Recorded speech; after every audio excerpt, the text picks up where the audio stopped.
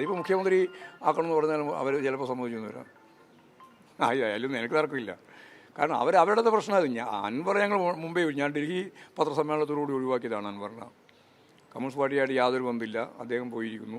അദ്ദേഹം പോയപ്പോൾ ഞങ്ങൾ ഒഴിവാക്കിയതാണ്. അതിനുശേഷം പിന്നെ അൻവറുമായിട്ട് ബന്ധപ്പെട്ട ഒരു കാര്യം ഞങ്ങൾ ചർച്ച ചെയ്യേണ്ട കാര്യമില്ല. അതിൽ അൻവറിൻ്റെ കാര്യം. പിന്നെ അൻവർ പറയുന്ന കാര്യത്തോട് സംബന്ധിച്ചിടത്തോളം പ്രതികരിക്കാനുമില്ല. അതുകൊണ്ട് അൻവർ എന്ത് പ്രതികരിച്ചു എന്നുള്ളതോ അല്ലെങ്കിൽ അൻവർ എന്ത് പറഞ്ഞു എന്നുള്ളതോ CPIഎമ്മിനെ സംബന്ധിച്ചിടത്തോളം ഒരു പ്രതികരണവും ഞങ്ങളതിന് നൽകാൻ ഉദ്ദേശിക്കുന്നില്ല.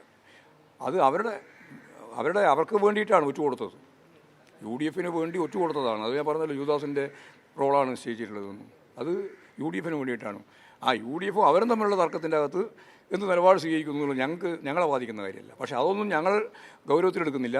ഇടതുപക്ഷ ജനാധിപത്യ മുന്നണി അതിൻ്റെ ചരിത്രത്തിലെ ഏറ്റവും വലിയ ഭൂരിപക്ഷത്തോടുകൂടി നല്ല മുന്നേറ്റം സൃഷ്ടിച്ചുകൊണ്ട് നിലമ്പൂർ നിയോജക മണ്ഡലത്തിൽ ജയിക്കാൻ പോവാണ്. അത് ഇവർ നേരത്തെ തീരുമാനിച്ചതുപോലെ തദ്ദേശ സ്വയംഭരണ സ്ഥാപനങ്ങളിലേക്കും അതിനുശേഷം വരാൻ പോകുന്ന അസംബ്ലി തെരഞ്ഞെടുപ്പിലേക്കും എല്ലാവരുമുള്ള മുന്നോടിയായിട്ടായിരിക്കും ഈ പോരാട്ട വിജയം എന്ന കാര്യത്തിലൊരു സംശയവും വേണ്ട.